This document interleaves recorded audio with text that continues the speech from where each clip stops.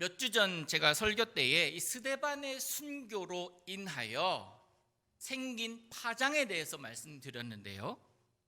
스데반의 돌에 맞아 죽을 때 그 순간 그가 영의 눈을 열고 하늘 보좌를 보았을 때 예수님께서 벌떡 일어나 계셨음을 그가 보았습니다. 그러면서 잠이 들었다라고 성경은 기록하고 있습니다. 그 순간에 스데반이 누구의 발 앞에 넘어져 있습니까? 바로 사울이라는 청년이었습니다. 이제 그 청년이 본격적으로 예수 믿는 사람을 잡아 옥에 넣기 시작하는 등 핍박이 시작되지 않았습니까? 하지만 이 동시에 이 스데반의 순교로 말미암아 예수 믿던 사람들이 각지로 흩어집니다. 일부는 사마리아 지역으로 가게 되고 일부는 이 수리아 안디옥 지역으로 가게 되었습니다. 그래서 그 결과 사마리아 지역에 교회가 생겼지 않습니까? 그리고 오늘 본문의 이 지역 수리아 안디옥 지역에도 예수 믿는 사람들 중심으로 교회가 생겨나게 되었습니다. 그 교회가 우리가 너무나 잘 알고 있는 안디옥 교회입니다. 이 안디옥 교회는요, 사도들이나 아니면 하나님의 부르심을 받은 어떤 특정한 사람이 세운 교회가 아닙니다. 환란으로 인해 흩어진 성도들이 복음을 전함으로 생기게 된 교회였습니다. 이제껏 유대인 중심으로 복음이 전해지고 그들만의 구원의 대상, 그들만이 구원의 대상으로 여겼었다면 이 안디옥 교회 중심으로 헬라인에게 복음이 증거가 되고 나아가서 이방인들에게도 복음이 증거되기 시작합니다. 그래서 우리가 안디옥 교회의 큰 특징 두 가지를 말하자면 첫 번째는 초대교회 역사상 최초의 선교사를 파송한 교회다라고 우리가 정리를 하게 되고요. 또 하나는요, 불신자들로부터 비로소 그리스도인이다라는 일컬음을 받았던 교회라고 우리는 결론을 내립니다. 그런데 여러분, 이 안디옥 교회를 비롯한 이 초대교회를 가만히 살펴보면 많은 기적과 부흥의 역사, 하나님을 믿는 사람들이 계속 늘어나더라라는 기록이 있지만 그렇게 되기 위해서 그들은 환난, 핍박이라는 그런 어두운 터널을 지나야만 했음을 우리는 알 수가 있습니다. 본문 19절을 한번 보십시오. 그때에 스데반의 일로 일어난 환난으로 말미암아 흩어진 자들이 베니게와 구브로와 안디옥까지 이르러 유대인에게만 말씀을 전하는데, 그때에 라고 얘기하죠. 그때가 언제입니까? 스데반의 일로 일어난 환난, 즉 제가 서두에 말씀드렸듯이 청년 사울로 인한 박해, 나아가서 진리의 말씀에 대한 박해를 말합니다. 예수님께서 공생의 기간 내내 바리새인들을 비롯한 율법학자들과 대립각을 세우셨던 것이 있습니다. 바로 율법에 대한 해석입니다. 바리새인들은 율법을 지킴으로 그들 스스로 의로운 자라 생각을 하면서 살았지만 예수님께서 그들을 향해서 뭐라고 합니까? 외식하는 자들아 라고 말씀하시거든요. 누가복음 13장 15절과 16절 말씀을 제가 읽어보겠습니다. 주께서 대답하여 이르시되 외식하는 자들아, 너희가 각각 안식일에 자기의 소나 나귀를 외양간에서 풀어내어 이끌고 가서 물을 먹이지 아니하느냐? 그러면 18해 동안 사탄에게 매임받은 이 아브라함의 딸을 안식일에 이 매임에서 푸는 것이 합당하지 아니하냐? 18년 동안이나 귀신 들려서 허리를 전혀 펴지 못하고 굽은 상태에 있는 여인을 예수님께서 고치셨습니다. 언제요? 안식일에. 안식일이 아닌 날 고쳤다면 아무 문제가 없었을 터인데 예수님은 안식일에 그를 고치신 겁니다. 그 모습을 보고 한 회당장이 분을 내면서 예수님께 말씀합니다. 우리에게 일할 날이 안식일 말고도 6일이나 많이 더 있는데 이렇게 많이 있는 날에 그런 때는 일 안 하고 왜 안식일에 이러냐라고 예수님을 책망합니다. 예수님께서 그를 향해 또 그렇게 생각하는 자들을 향해 외식하는 자들아 라고 말씀하시는 것이 이 말씀입니다. 여러분, 우리가 의를 행한다고 말은 하면서 우리가 해야 할 일을 한다고 하면서 이웃을 돌보지 않고 쓰러져 있는 자를 돌보지 않으면 그것은 악한 행위입니다. 내 이웃을 내 몸처럼 돌보지 않으면서 나는 주일 예배 잘 지켜야 돼, 수요 예배 빠지면 안 돼, 새벽 기도에 꼬박꼬박 드리고 123 기도 운동에 매일매일 동참하고 있어, 각종 성경 공부 그리고 기도회 이런 것들을 이야기하고 지키려고 하는 그 모습이 바로 위선이라는 거예요. 그런 것들도 중요하지만 정작 내 주변에 있는, 내 이웃에 있는, 내 옆에 있는 그 사람을 향한 마음이 없다면 그것은 위선이다라는 사실입니다. 여러분, 우리가 코로나 바이러스로 인해서 모이는 예배를 드리지 못한 게 벌써 4개월이 지나가고 있습니다. 많은 분들이 이 모이는 예배를 드리지 못함으로 인해서 참 가슴이 안타깝고 힘들어 하시는 모습을 저는 뵙습니다. 모이는 예배가 그립다고 말씀하시는 분들이 많이 계세요. 저 역시 그립습니다. 그런데 지금은요, 내 삶의 자리에서, 지금 여러분이 계신 그곳에서 드리는 예배에 충실해야 될 때입니다. 모이는 자리를 사모하는 것이 나쁘다는 것이 아니라 지금 내가 드리는 그 자리, 그 예배의 그 자리에 내가 얼마나 마음을 쏟고 정성을 쏟고 영과 진로로 예배를 드리기 위해서 몸부림치고 있는가 하는 그 사실도 중요하다는 사실이에요. 제가 오늘 예배 드리기 앞서서 처음에 오프닝 때 뭐라고 멘트했습니까? 지금 예배 준비 다 되셨습니까? 라고 물어봤잖아요. 내면뿐만 아니라 외적인 모습도 하나님 앞에 드릴 예배 준비 되셨습니까? 지금 만약에 하나님께서 그 자리에 임하셔서 우리의 모습을 보신다면 여러분, 다시 옷 매무새를 가다듬어야 되고 다른 옷을 꺼내서 입어야 되고 누워있던 모습이 일어나야 되는 그런 모습은 아니냐라는 거예요. 지금 드리는 예배도 사모하는 예배여야 한다라는 것입니다. 지금 우리의 현실 속이 그런 모습 아닙니까? 지금 내가 예배 드릴 수 있는 것이 바로 이것이 최선 아닙니까?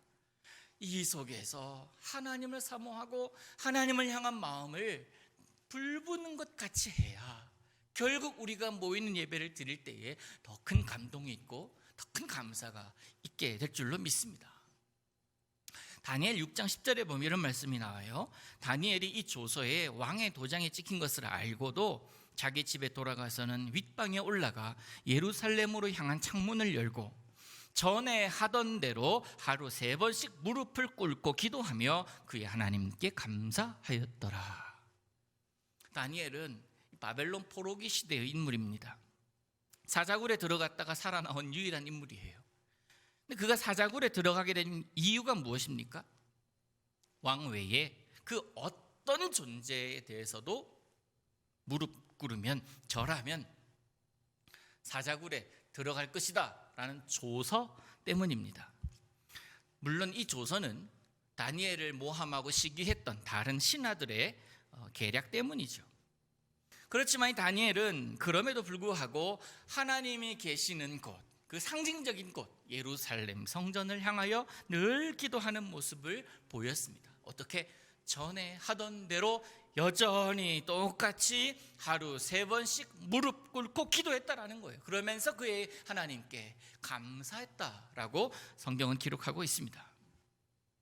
지금 모여서 예배 드리지 못한다고 하여 믿음이 흔들리십니까?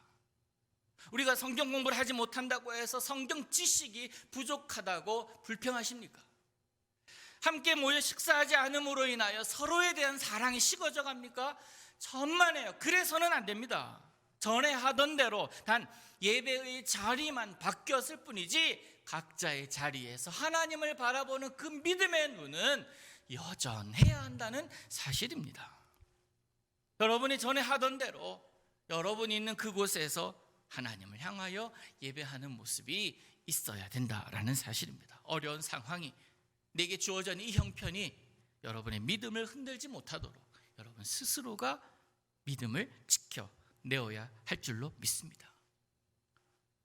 스데반의 일로 인하여 뿔뿔이 흩어졌던 이 안디옥에 모인 사람들, 사마리아에 모인 사람들, 그런 사람들이 믿음이 식어져서 여전히 그곳에 머물러 있는 사람들과 똑같이 되었더라? 성경은 그렇게 기록하지 않습니다. 오히려 흩어진 자들로 인하여 교회가 세워지고 그곳에서 하나님을 찬미하고 예배하는 자들이 많아져 가는 것을 오늘 성경은 이야기합니다. 교회를 정의할 때, 제가 지난 주일에도 말씀드렸지만 교회를 정의할 때 교회란 세상으로부터 부름받은 공동체. 누구로부터? 세상으로부터. 누구에게 부름받았습니까? 주님께. 그래서 교회라는 공동체가 세워진 것입니다. 세상은 어떤 사람들이 모여 있는 곳입니까? 아직까지 예수님을 그리스도라고 고백하지 못하는 사람들입니다. 예수님을 아직까지 만나지 못하고 인격적으로 체험하지 못하고 살아계신 하나님을 모르는 자들이 있는 곳이 세상입니다. 우리 역시 그곳에 있었던 사람 아닙니까? 그러나 각자 다른 계기로 인하여 그 세상으로부터 주님께 부름을 받아 나온 사람들. 그래서 예수 그리스도의 그 골고다 십자가 앞으로 우리는 나온 사람들이 아닙니까? 그렇게 부름을 받아서 예수님의 십자가 앞에 선 자들, 그 십자가의 보혈로 우리는 변화된 사람이 되었습니다. 새로운 사람이 되었습니다. 그래서 변화된 너희들 잘 모여서 그 믿음 지키면서 살라. 너희들끼리 잘 모여서 살라. 하나님 그렇게 말씀하시지 않으십니다. 다시 내가 있던 그곳으로 가라. 그곳으로 가라 라고 우리 하나님은 다시 말씀하십니다. 복음 들고 가고 예수 사랑 들고 가고 섬김의 손을 가지고 나아가라고 말씀하십니다. 그게 곧 교회는 세상으로부터 부름받은 공동체인 동시에 보냄받은, 세상으로 보냄받은 공동체다라는 뜻입니다. 그래서 여러분, 예수님을 만난 우리 인생에 있어서 잊지 말아야 될 가장 두 요소, 두 가지 장소가 있습니다. 예수 믿는 우리가 정말 잊어서는 안 될 두 장소. 첫 번째가 어디입니까? 예수 그리스도를 만났던 그 골고다 언덕. 골고다 언덕에서 십자가에 달리셔서 피 흘리시면서 아래에 있는 나를 쳐다보시는 그 예수님의 시선, 그곳을 잊어서는 안 된다라는 거예요. 그게 첫 번째입니다. 두 번째 잊어서는 안 될 장소가 어딘지 아세요? 내가 원래 서 있던 곳, 내가 예수님을 만나기 이전에 서 있던 곳, 내 삶의 자리입니다. 그리고 변화된 내가 그곳에 서야 되는 곳입니다. 그곳은 바로 이 두 곳을 잊어서는 안 됩니다. 예수님께서 우리에게 율법을 주신 것은요, 그 율법의 말씀을 통하여 내가 누구인지를 조금 더 자세히 말씀드리면 내가 얼마나 사랑을 받는 존재인지를 알게 하기 위함입니다. 율법을 주신 이유는 그 율법의 말씀을 통해서 하나님의 선택된 백성이 어떤 존재인지를, 그리고 그 자가 그 삶의 자리에서 어떻게 살아가면 좋겠는지에 대한 해답을 제시해 준 것입니다. 말씀의 의미를 잘 알아서, 율법의 의미를 잘 알아서 그렇게 살아가면 되는 것인데, 율법학자들, 바리새인들을 비롯한 당시에 그들은 어땠습니까? 그 율법 자체를 지키는 것으로 인하여 자신의 의를 드러내고 그렇게 살지 못하는 자들을 정죄하고 판단합니다. 그리고 그 율법 자체이신 예수 그리스도를 율법이라는 것으로 덮어서 십자가에 못 박기까지 합니다. 그런데 그들이 그렇게 십자가에 못 박은 예수님께서 어떻게 하셨습니까? 부활하신 거예요. 부활하신 겁니다. 또 그 예수님을 따르던 제자들이 이 부활하신 예수님을 막 증거하고 다니고 있습니다. 주님은 살아나셨습니다. 더 이상 그분은 무덤에서 찾을 필요가 없다고 목숨 걸고 증거하고 다니고 있는 겁니다. 율법학자들 가운데 사두개인이라는 파가, 사두개파라는 곳이 있습니다. 그들이 어떤 자입니까? 부활을 믿지 않는 자 아니었습니까? 그러기에 예수님이 부활하셨다는 것이 사실이 되면 그들의 논리는 무너지는 것 자명합니다. 또한 바리새인 입장에서도 예수님의 부활이 득이 될 것이 전혀 없어요.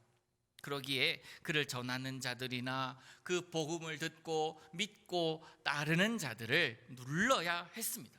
못하게 해야 했습니다. 그래서 그들을 역시 목숨 걸고 예수님을 따르는 사람들을 잡고 감금하고 모이는 것을 못하게 하고 핍박했던 거예요.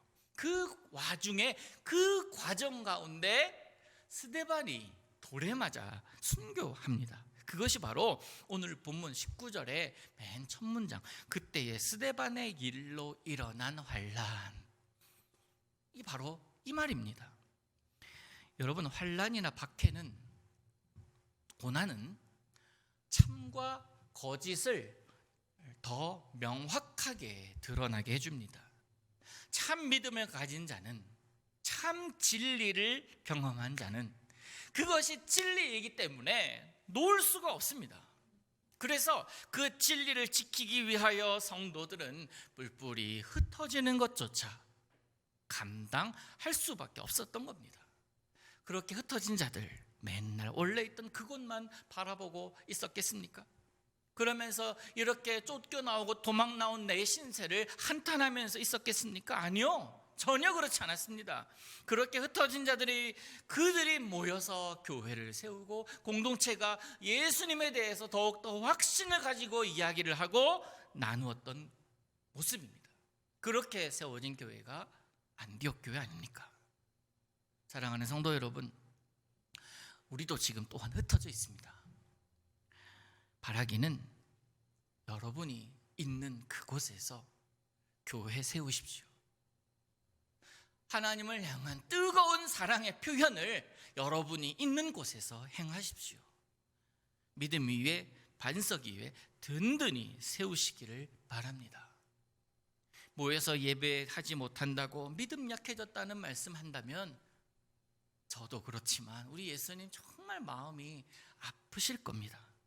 하나님은 지금 여러분이 드리고 있는 그 예배를 받으시는 분입니다. 여러분 가정에 모여서 말씀을 듣고 찬송을 하고 같이 기도하고 그러면서 거룩한 마음으로 교제하는 그 모습을 하나님께서 기뻐 받으시는 분이시단 말씀입니다. 흩어졌던 자들이 하나님을 더 갈망했듯이 여러분의 가정에서 드리는 예배, 여러분이 있는 그곳에서 드리는 예배, 여러분의 직장에서, 여러분의 가게에서, 여러분의 가정에서, 여러분의 삶의 자리에서 드리는 그 예배를 하나님께서 기뻐 받으시고 계시다라는 사실을 여러분 기억하시기를 바랍니다. 안디옥 교회의 훌륭한 점은요, 그렇게 흩어졌던 자들이 모여서 세웠기 때문이었습니까? 모여서, 그들끼리 모여서 세웠기 때문에 안디옥 교회가 훌륭한 교회입니까? 큰 무리가 오게 된 교회라서, 그래서 큰 교회가 되어서 하나님께서 기뻐하신 교회가 되었습니까? 그렇게 성경은 얘기합니까? 아니잖아요.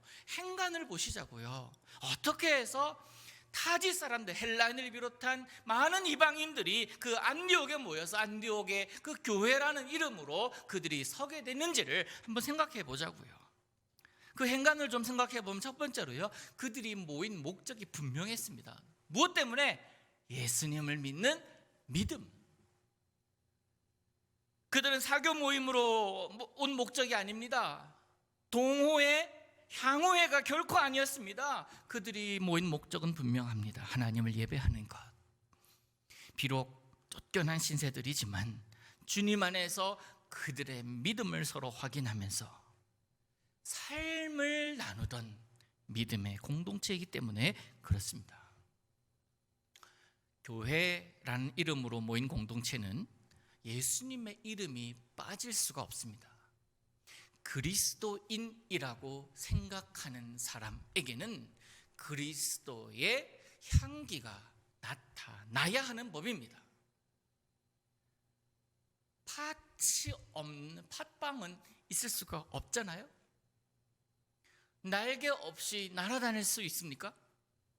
마찬가지로 예수님 없는 교회란 있을 수가 없고, 그리스도의 향기가 나타나지 않는 그리스도인은 가짜입니다. 그들이 모일 때면 기도하고 찬송하며 하나님 찬양하고 예배하고 예수님의 이름을 서로 확인했을 것입니다. 살아가다가 어려운 일을 당하고 곤란을 당했을 때 내 곤란이고 내 아픔이라 생각하면서 그의 손 잡아주고 함께 기도해주고 함께 울어주었던 곳, 그게 행간에서 보이지 않습니까? 그들이 모인 목적은 예수님이었고 예수님이라면 당연히 그렇게 하셨을 것이다 라고 믿었기 때문에 그들이 예수님의 손이 되어 예수님의 이웃이 되어 그렇게 살았던 겁니다. 사랑하는 여러분, 우리 교회가 그런 교회 되기를 원합니다. 우리도 사실 다를 바가 없는 자들 아닙니까? 과테말라에 오게 된 사연은 다 다르지만 이곳에서 교회를 세우고 예수 믿는 사람들이 모여서 하나님을 예배합니다. 하나님을 찬양합니다. 모이면 서로의 안부를 묻고 위로가 필요한 자에게 위로하고 또 도움이 필요한 자에게 도움을 주는 그런 거룩한 믿음의 공동체 아닙니까? 누구 안에서 가능합니까? 예수 그리스도 안에서, 우리 아버지이신 하나님 안에서 가능합니다. 안디옥 교회도 그런 모습이었다라는 거예요. 그러면 그것만으로 큰 무리가 모이겠어요? 아니잖아요. 물론 그럴 수도 있지만 다른 지방에서 온 자들로서 그들은 어찌 보면 이방인 객이 아닙니까? 그래서 두 번째 보아야 할 행간은요, 그들끼리 모이면 말씀을 나누고 기도하고 서로의 믿음을 확인했다면 이제 보냄받은 공동체, 이웃에게 나아갑니다. 인정받을 만한 짓이라고 하면 그렇지만 인정받을 만한 행위, 모습으로 살아갔다. 보이시죠? 즉 사랑을 참 많이 나누었을 것이다 라는 겁니다. 모여서 하나님의 은혜를 고백하고 확인하고 그 믿음을 회복했다면 그곳이 골고다 십자가의 언덕, 예수 그리스도를 만난 곳이었다면 이제 내가 다시 서야 할 곳, 잊어서는 안 되는 두 번째 장소, 내 삶의 자리로 나아가는 거예요. 그곳에서도 역시 예수님을 믿는 자답게 살아가야 하는 것입니다. 살기 위해서 노력해야죠. 하지만 내 이익만을 추구하고 내 것만 챙기려는 모습이라면 믿지 않는 자들과 차이가 없습니다. 교회 내에서만 목사고 장로고 권사고 집사고 그렇게 살아간다면 세상에서 어떻게 내가 예수님을 증거하는 목사로, 예수님을 증거하는 성도로 살 수 있겠습니까? 전도를 강조하는 것이 너무나 중요합니다. 예수 믿으십시오. 예수만의 구원입니다. 예수만이 구원입니다 라고 외치는 것도 중요하지만 그렇게 말하고 그렇게 외치는 자가 어떤 사람인지가 더 중요한 것 아닙니까? 그 손이 어떤 손인지가 중요한 거예요. 그 사람이 어떤 사람인지가 그들에게는 훨씬 더 중요했을 것입니다.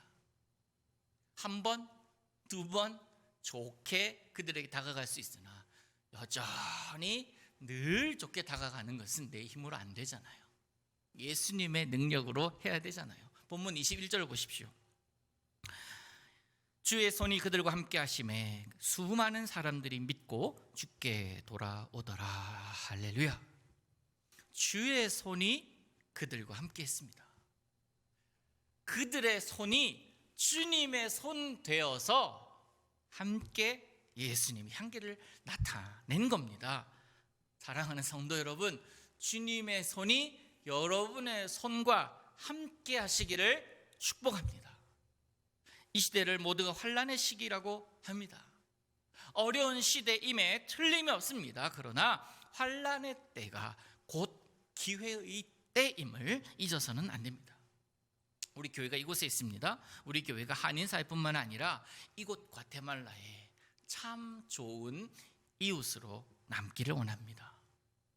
교회는 교회로서 빛을 발하고 여러분은 여러분이 서 있는 그곳에서 빛으로 소금으로 살아간다면 하나님은 여러분을 기억하실 것입니다. 그리고 여러분을 통해서 하나님의 나라가 이루어지게 될 줄로 믿습니다. 그렇게 거룩하게 쓰임받는 교회를 우리 함께 만들어 가기를 원합니다.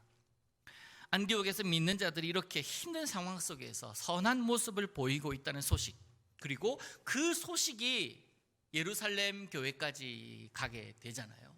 그저 한두 번 잘하고 한두 번 봉사하고 한두 번 섬김이 아니라 여전히 그들이 잘 섬기고 있다는 그 모습, 그러면서 큰 무리가 더하는 그런 모습을 예루살렘 교회가 듣습니다. 그리고 그것에 더욱 힘을 실어주기 위해서 사역자를 파송합니다. 그렇게 파송된 사람이 바나바라는 사람이에요. 본문 24절 보십시오. 바나바는 착한 사람이요 성령과 믿음이 충만한 사람이라 이에 큰 무리가 주께 더하여 지더라. 아멘. 바나바는 예수님을 만난 이후에 회심해서 자신의 전 재산을 드린 사람입니다. 항상 돕는 자로 서 있고 위로자로 서 있었으며 이 목회적인 자질을 가지고 사람들을 잘 포용하던 사람이었습니다. 이 바나바가 사울을 만나게 되고 이 두 사람이 팀을 이뤄서 이 팀 사역을 합니다. 그리고 약 1년 정도가 지난 이후에 그들을 통하여 안디옥에 있는 이 예수 믿는 사람들을 그리스도인이다 라고 말하게 하는 그런 기준점이 된 사람입니다. 여러분, 그리스도인이란 내적으로는 사랑이 있고 그리스도의 영이 그 안에 거하는 자입니다. 외적으로는 어떻습니까? 그 받은 사랑이 크기에 너무나 큰 사랑을 받은 것을 알기에 그 사랑이 내게만 머물 것이 아니라 흘러보내게 하는 사람들입니다. 사랑 나눔하면서 살아가는 사람들이죠. 품위가 있고 그래서 말과 행동에 사랑이 보이는 사람들인 것입니다. 그러기에 그 공동체가 안디옥에서 중심으로 그리고 그 공동체의 한 일원이 되기 위하여 많은 사람들이 함께 하던 그런 교회였습니다. 사랑하는 성도 여러분, 우리 제일교회가 참 좋은 이웃으로서의 교회가 되기를 다시 한 번 더 원합니다. 안디옥 교회는 복음이 역사하는 교회였고 그 복음의 역사가 성도들을 통해서 나타난 교회였기에 하나님께서 거룩하게 쓰셨습니다. 여러분이 그렇게 쓰임받기를 축복합니다. 꼭 기억하십시오. 내가 말씀에 대해서 얼마나 알고 그리고 어떻게 말을 하는가 보다 중요한 것은 내가 어떤 삶을 살고 있는가, 내가 어떤 삶을 살고 있는가 하는 것입니다. 우리가 선 이곳은 거룩한 곳입니다.